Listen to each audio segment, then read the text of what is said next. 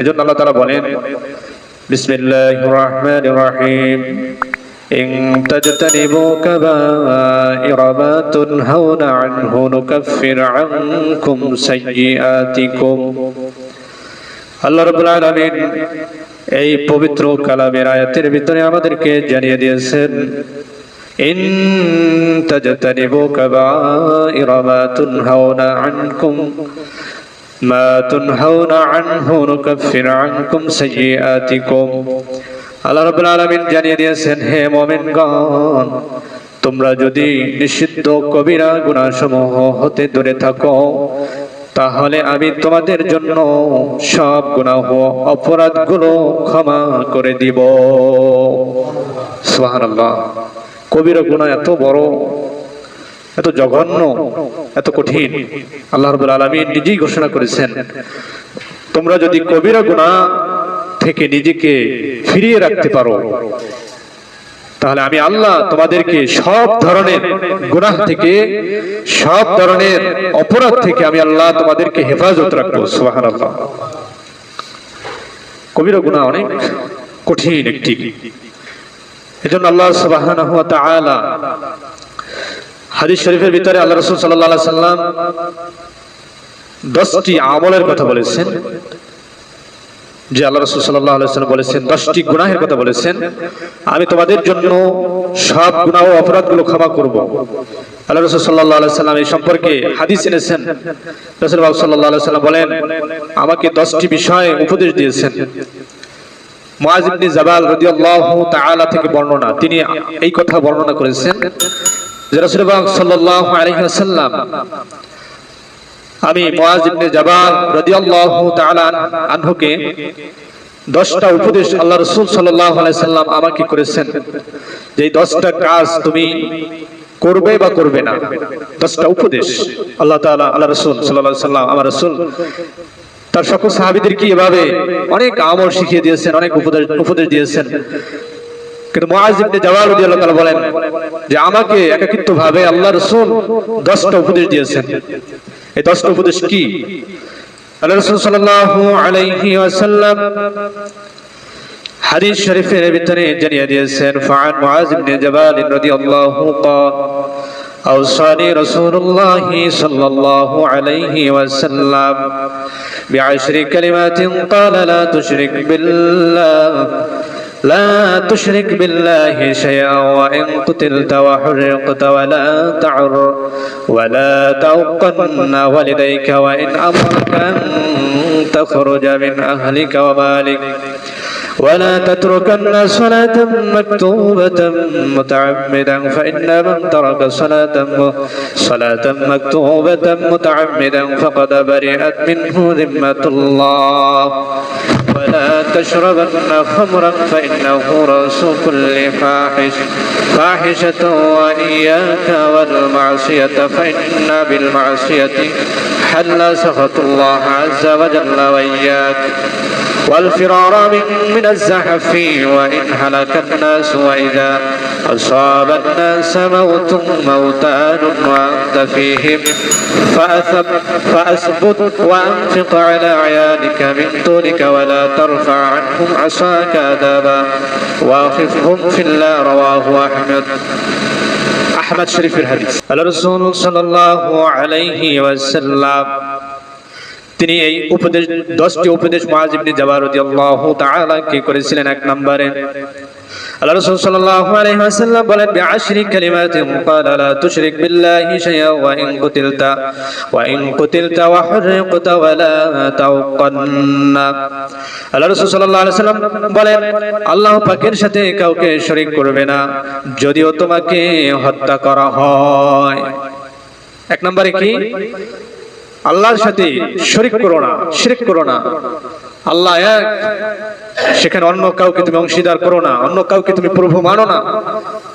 আল্লাহ রাসূল সাল্লাল্লাহু আলাইহি ওয়াসাল্লাম বলেন, তোমাকে যদি হত্যা করা হয়, তোমাকে যদি আঘাত করা হয়, তোমাকে যদি অস্ত্র দ্বারা বিভিন্ন ধরনের আঘাত করা হয়, গুলি করা হয়, বিভিন্ন ধরনের ভয় দেখানো হয়, আল্লাহ রাসূল সাল্লাল্লাহু আলাইহি ওয়াসাল্লাম বলেছেন এই অবস্থাতেই তুমি তোমার ঈমানকে দুর্বল করবে না, তুমি আল্লাহর সাথে শরীক করবে না। আল্লাহ অন্য কাউকে বা অন্য কোনো বস্তুকে প্রভু মানবে না। এটা কার কথা? আল্লাহরই কথা। রাসূল পাক সাল্লাল্লাহু আলাইহি ওয়াসাল্লাম আমাদেরকে জানিয়ে দিয়েছেন যে শিরক এত কঠিন একটি জঘন্য কাজ, এটা আল্লাহ তাআলাকে মানে দ্বিতীয় করে দেয়, আল্লাহ অংশীদার করে দেয়, অন্য কাউকে আল্লাহর জায়গায় বসিয়ে দেওয়া হয়। এজন্য এই কাজটা করা যাবে না, কোনোভাবেই করা যাবে না। দুই নম্বরে আল্লাহ রাসূল সাল্লাল্লাহু আলাইহি ওয়াসাল্লাম আমাদেরকে জানিয়ে দিয়েছেন, ওয়ালিদাইকা ওয়া ইন আমরাকা আন তাখরুজা মিন আহলিকা ওয়া মালিক। আল্লাহ রাসূল সাল্লাল্লাহু আলাইহি ওয়াসাল্লাম বলেন, হে মুআয ইবনে জাবাল, দুই নম্বরে হলো তুমি তোমার মাতা-পিতার অবাধ্য হবে না, যদিও তারা তোমাকে তোমার পরিবার ও ধন সম্পদ হতে বের করে দেয়। মাতা-পিতা তারা তোমার অবাধ্য হওয়া যাবে না, তাদের অবাধ্য হওয়া যাবে না। তারা যদি সন্তানকে বঞ্চিত করে কোনো সম্পদ থেকে, কোনো টাকা পয়সা থেকে, আল্লাহ রাসূল সাল্লাল্লাহু আলাইহি ওয়াসাল্লাম বলেছেন এক্ষেত্রে তোমার মা বাবার সাথে তুমি কখনোই অবাধ্য হয়ো না, তাদের সাথে খারাপ আচরণ করো না। কিন্তু সমাজের ভিতরে দেখা যায় মা বাবা যদি কাউকে যদি সম্পদ থেকে, টাকা পয়সা থেকে বঞ্চিত করে, কোন সন্তানের প্রতি রাগ করে, ওই সন্তান মা বাবাকে ঘৃণা করে বা মা বাবাকে ঘর থেকে বের করে দেয়, নাউযুবিল্লাহ বলি। কিন্তু আল্লাহ রাসূল বলেন, মা বাবা যদি তোমাকে সম্পদ সবকিছু থেকে বঞ্চিত করে, তারপরে ওই মা বাবার সাথে খারাপ আচরণ করা যাবে না। মা বাবা এত নিকট, এত ঘনিষ্ঠ, আল্লাহ রাসূল সাল্লাল্লাহু আলাইহি ওয়াসাল্লাম আমাদেরকে জানিয়ে দিয়েছেন। কোরআনেও আল্লাহ তাআলা বলেছেন, ওয়াকাদা রাব্বুকা আল্লা তা'বুদু ইল্লা ইয়্যা ওয়া বিল ওয়ালিদাইনি ইহসানা। সুবহানাল্লাহ বলি। আল্লাহ বলেন, আমার ইবাদত করো, আমি আল্লাহকে ডাকো। রাব্বুকা ওয়াকাদা রাব্বুকা আল্লা তা'বুদু, আমার ইবাদত করো, আমার বন্দেগী করো। আল্লা তা'বুদু ইল্লা ইয়্যা, আমার সাথে কোনো অংশীদার করো না। এরপর আল্লাহ বলেন, ওয়া বিল ওয়ালিদাইনি ইহসানা। সুবহানাল্লাহ বলে। তোমার মা বাবার সাথে ইহসান করো, তোমার মা বাবার সাথে ভালো ব্যবহার করো। আল্লাহ তাআলার ইবাদতের পরে কার কথা বলছেন? মা বাবার কথা বলছেন। আল্লাহ এবং আল্লাহর রাসূল, এখানে দুইজনের কথাই আসছে কিতাবের ভিতরে, যে আল্লাহ এবং রাসূলের পরে মা বাবাকে সম্মান করতে হবে, মা বাবাকে ইহসান করতে হবে। সেই মা বাবা যদি তোমাকে সব কিছু থেকে বঞ্চিত করে, তারপরে ওই মা বাবার সাথে খারাপ আচরণ করা যাবে না। মুআয ইবনে জাবাল রাদিয়াল্লাহু তাআলা কে রাসূল সাল্লাল্লাহু আলাইহি ওয়াসাল্লাম বলেন, হে জাবাল, তিন নম্বরে হলো ওয়ালা তাতরুকান্না সালাতাম মাকতুবাতাম মুতাআম্মিদান ফাইন্না মান তারাকা সালাতাম মাকতুবাতাম মুতাআম্মিদান ফাকাদ বারিয়াত মিনহু যিম্মাতুল্লাহ। আল্লাহ রাসূল বলেন, তুমি তিন নম্বরে রাসূল সাল্লাল্লাহু আলাইহি ওয়াসাল্লাম উপদেশ দিলেন, তুমি ইচ্ছাপূর্বক কখনো এক ওয়াক্ত ফরজ নামাজ তরক করবে না।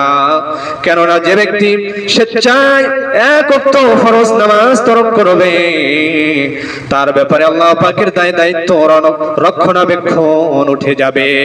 নাউযুবিল্লাহ। আল্লাহ রাসূল সাল্লাল্লাহু আলাইহি ওয়াসাল্লাম বলেন, কোন ব্যক্তি যদি স্বেচ্ছায় ইচ্ছাকৃতভাবে কোনো ওয়াক্তের নামাজ ছেড়ে দেয়, ওই ব্যক্তির উপরে আল্লাহর দায়িত্ব, আল্লাহর রহমত, আল্লাহর বরকত, ওই ব্যক্তির উপরে আল্লাহর নজর, আল্লাহর খেয়াল, সবকিছু আল্লাহ তাআলা উঠিয়ে নেন। ওই ব্যক্তি কি অবস্থায় থাকবে, কি বিপদে থাকবে না মুসিবতে থাকবে, এটা আল্লাহ ওই ব্যক্তির দায়িত্ব আর নেন না। কত কঠিন কথা! এক ওয়াক্ত নামাজ ছেড়ে দিলে আল্লাহ তাআলা ওই ব্যক্তির থেকে দায়িত্ব উঠিয়ে নেন।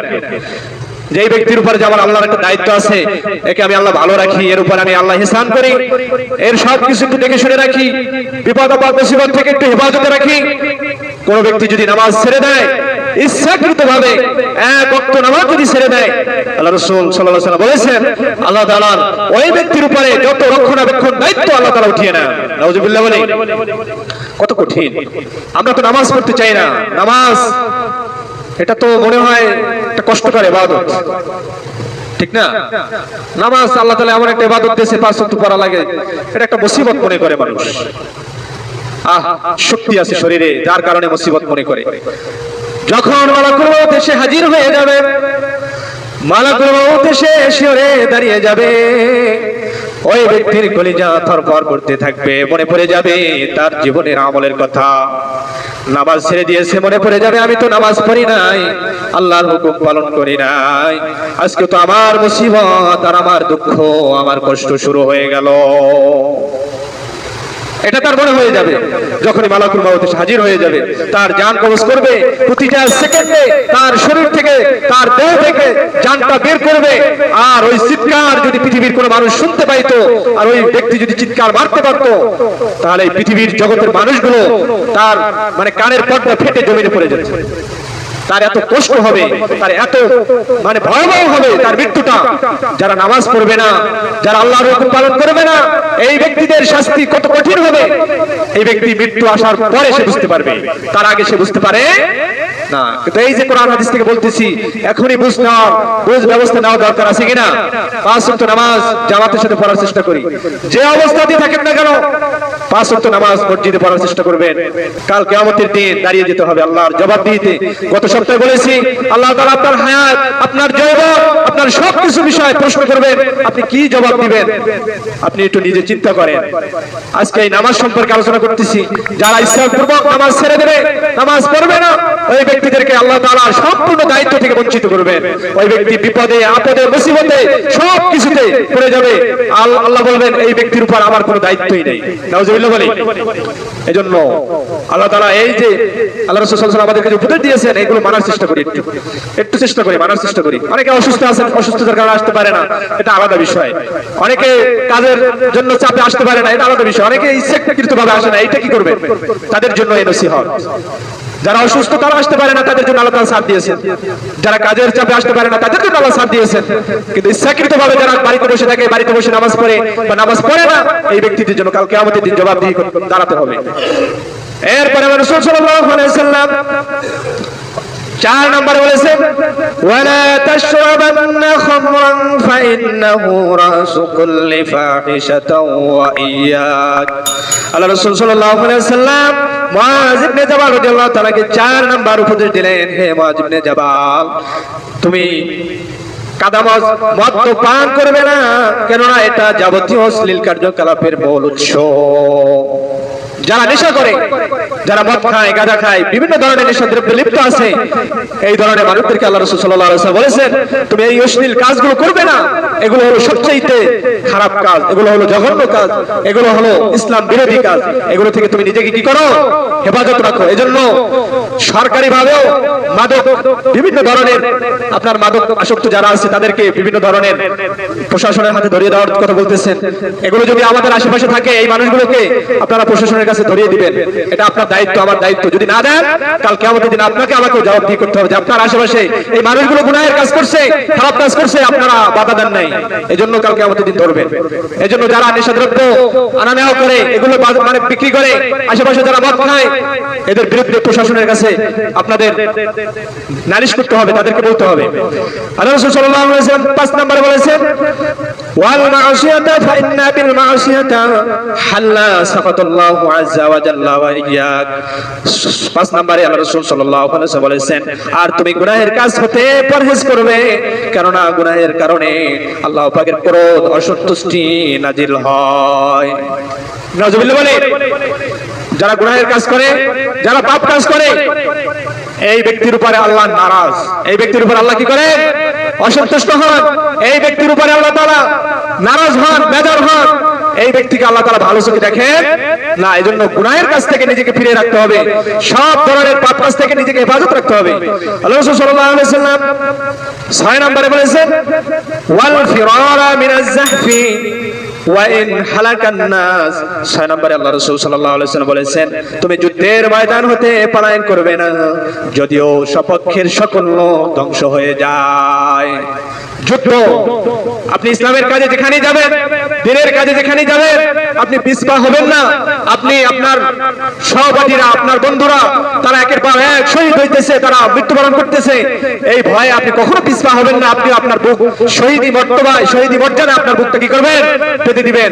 যারা এই যুদ্ধের ময়দান থেকে, দ্বীনি মানে কাজ থেকে যারা বুক মানে ফিরে আসে, পলায়ন করে, আল্লাহ রাসূল বলেন এই ব্যক্তিদের জন্য জাহান্নাম অবধারিত, এদের জন্য জাহান্নাম মানে হালাল হয়ে যায়, জান্নাত হারাম হয়ে যায়। এজন্য দিনী কাজে যদি কখনো ডাক আসে, এখন তো যুদ্ধ নাই, যুদ্ধ ছাড়াও বা যুদ্ধের যদি কোনো ডাক আসে, কোনো মুসলমানের ডাক আসে, সাথে সাথে আমরা নেমে যাবো ইনশাআল্লাহ। কখনোই পিছপা হব পরিবারের চিন্তা বা বিভিন্ন দুনিয়ামুখের চিন্তায় আমরা কখনো ইসলাম থেকে পিছপা হব না। আমরা আমাদের জীবনটাকে শহীদি মর্তবায় শহীদের জন্য আমরা পেতে দিব ইনশাআল্লাহ। 7 নম্বরে আল্লাহ রাসূল বলেছেন, ওয়া ইযা আসাবান নাসা মাউতান ওয়া আনতা ফীহিম। আল্লাহ রাসূল সাল্লাল্লাহু আলাইহি ওয়াসাল্লাম বলেছেন, যখন মানুষের মধ্যে মহামারী দেখা দেয় আর তুমি তাদের মাঝে থাকো, তবে তুমি সেখানে অবস্থান করো। এটা একটা প্রমাণ যে করোনার সময় আমরা জেনেছি যে কোন মহামারী যদি আসে, কোন বিপদ, কোন মানে রোগ যদি আমাদের সমাজের ভিতরে, বিভিন্ন সমাজের ভিতরে যদি আসে, আল্লাহ রাসূল বলেছেন তোমরা তোমার নিজের অবস্থানে থাকো, অবস্থান থেকে তোমরা কি করো না, বের হয়ো না। এটা কার কথা? আল্লাহ রাসূল সাল্লাল্লাহু আলাইহি ওয়াসাল্লাম বলেছেন বিভিন্ন মহামারীর জন্য আপনার অবস্থানে থাকবেন। যদি আপনি বের হন, এই মহামারী সওয়াসে হতে পারে, এটা আপনার দ্বারা আরেকজনের ক্ষতি হতে পারে। এই যে আল্লাহ রাসূল বলেন মহামারী যদি হয়, যার যার অবস্থানে থাকবে তোমরা সেই অবস্থান থেকে কখনো বের হবে না। 8 নম্বরে আল্লাহ রাসূল সাল্লাল্লাহু আলাইহি ওয়াসাল্লাম বলেছেন, ফাসবিত ওয়া আনফিক আলা আয়ালিকা মিন তুলি।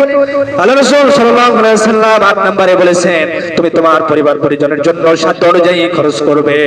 তোমার যা ইনকাম হয়, তোমার যা তুমি রুজি করো, তোমার যা ইনকাম হয় ধন সম্পদ থেকে তোমার পরিবার পরিজনের জন্য তুমি খরচ করো। এটা প্রয়োজন যতটুকু ততটুকু করবে, আর বাকিটা দিনের জন্য ব্যয় করবে। বুঝতে পারছেন? এটা আল্লাহ রাসূল সাল্লাল্লাহু আলাইহি ওয়াসাল্লাম বলেছেন যে তোমার পরিবার পরিজনের জন্য যতটুকু দরকার এটা তুমি কি করবে, খরচ করবে। আর 9 নম্বরে আল্লাহ রাসূল বলেছেন, ওয়ালা তারফা আনহু বাসাকা আদাবা। আর তোমার পরিবার পরিজনকে আদব শিক্ষা দিবে, শিষ্টাচার শিক্ষা দিবে, ছেলে সন্তানদেরকে ভালো ভালো কিছু শিখাবে, নামাজ শিখাবে, ঘরের ভিতরে ভালো আমল শিখাবে, ঘরের ভিতরে কথাবার্তার আচরণ সুন্দর করবে। যদি মা বাবা গালি দেয়, গালি মুখের ভাষা যদি খারাপ হয়, ওই মা বাবার ভাষাগুলো সন্তানরা শিখে। বুঝতে পারছেন? এজন্য ঘরের ভিতরে আচরণটা সুন্দর করেন। অনেক ঘরের ভিতরে সন্তানদেরকে গালি দেয়, বিভিন্ন খারাপ ভাষায় সন্তানদেরকে গালি দিতেছে, বিভিন্ন ভাষায় সন্তানদেরকে বিভিন্ন ধরনের তাদেরকে মানে শাসন করে বিভিন্ন খারাপ ভাষা দিয়ে। আপনাদের প্রত্যেকটা ঘরের ভিতরে মানুষ যারা বসবাস করে, আপনারা স্বামী স্ত্রী ঝগড়া হয়, সেখানে যদি আপনি গালিগালাজের মানে ভাষা ব্যবহার করেন, এটা শিখলো কে? আপনার সন্তানরা। আপনি যদি ঝগড়া করেন, এই খারাপ ঝগড়ার এই আচরণটা আপনার সন্তানদের ভিতরে আসে, সন্তানরা ভয় পায়, সন্তানদের ভিতরে এটা একটা প্রেসার করে, সন্তানরা খারাপ আচরণের মাধ্যমে তারা এটা শিখে। আপনার সন্তানদেরকে শিক্ষা দিতে হবে আপনার নিজের আচরণের মাধ্যমে। আপনার নিজের ঘরের ভিতরে আচরণ যদি ভালো হয়, আপনারা যদি ঝগড়া করেন, ছেলে সন্তানদের কাছে না থাকে। বুঝতে পারছেন? এতটুকু তাহাকিক করবেন। আর আমরা তো ছেলে সন্তানদের ধারে বেশি মারামারিও করে অনেক ঘরের ভিতরে। এগুলো করবেন না, এগুলো দ্বারা সন্তানগুলো খারাপ হয়, ঘরের ভিতরে সমাজটা নষ্ট হয়। ঘরের ভিতরে যারা আছে সবকিছু মানুষগুলো বিভিন্ন ধরনের প্রেশার নিতে পারে। এই ধরনের আচরণ থেকে নিজেকে হেফাজত রাখতে হবে। মুআয ইবনে জাবাল রাদিয়াল্লাহু তাআলা আল্লাহ রাসূল বলেন, হে মুআয, তোমার ঘরের ভিতরে আদব শিক্ষা দাও, শিষ্টাচার শিক্ষা দাও, তোমার ছেলে সন্তানদেরকে, তোমার মা বাবাদেরকে ভালো কিছু শিখাও, যাতে করে তারা বড় হয়ে যেন এই আচরণ যেন সমাজের ভিতরে প্রচার করতে পারে, এই আচরণ যেন মানুষের ভিতরে প্রচার করতে পারে, মানুষ যেন বলে ওই বাড়ির লোকগুলো ভালো। বুঝতে পারছেন? এমন সুন্দর আচরণ শিখাবে, আশেপাশের মানুষ বলবে এই বাড়ির মানুষগুলো খুবই ভালো, তাদের কথাবার্তা ভালো, তাদের আচরণ ভালো। কাল কিয়ামতের দিনে ওই ব্যক্তি যদি মৃত্যুবরণ করে, আল্লাহ রাসূল সাল্লাল্লাহু আলাইহি ওয়াসাল্লাম বলেছেন এই মানুষগুলো ভালো বলার কারণে তাদেরকে জান্নাতের ফয়সালা করে দিবেন। সুবহানাল্লাহ বলি। এজন্য আল্লাহ রাসূল 9 নম্বরে বলেছেন যে ঘরের ভিতরে শিষ্টাচার আদবের শিক্ষার প্রচলন করো, যার মাধ্যমে তোমরা তোমাদের সন্তানদের থেকে ভালো কিছু আশা করবে। আমরা তো সন্তান থেকে ভালো কিছু আশা করতে পারি না, কারণ আমাদের নিজেরা আচরণ খারাপ করি, যার কারণে সন্তানগুলো খারাপ হয়। 10 নম্বরে আল্লাহ রাসূল সাল্লাল্লাহু আলাইহি ওয়াসাল্লাম বলেছেন, ওয়াকিফু ফিল্লাহ। আল্লাহ রাসূল সাল্লাল্লাহু আলাইহি ওয়াসাল্লাম বলেছেন, এবং আল্লাহ পাকের শান্তি সম্পর্কে তাদেরকে ভয় প্রদর্শন করো। কাল কিয়ামতের দিন মুসিবতের জায়গা এই সম্পর্কে ছেলে সন্তান ঘরের যারা আছে তাদেরকে কাল কিয়ামতের সেই মুসিবতের কথা তাদেরকে বলো, দুনিয়ার শান্তির কথা বলো। ইসলামের ভিতরে শান্তি আছে, মুসলমানদের ভিতরে শান্তি আছে, ভালো কাজের ভিতরে শান্তি আছে, এই ধরনের কিছু ঘরের ভিতরে শিক্ষা দাও, যার কারণে ঘরের মানুষগুলো দুনিয়া ও আখিরাতের সকল বোঝ তারা যেন পায়। সুবহানাল্লাহ বলে। এই 10টা উপদেশ এটা মুআয ইবনে জাবাল রাদিয়াল্লাহু তাআলা করেছিলেন আল্লাহ রাসূল। এটা কি তার জন্য খাস ছিল, না এটা সমস্ত উম্মতের জন্য? সমস্ত উম্মতের জন্য এই 10টা উপদেশ।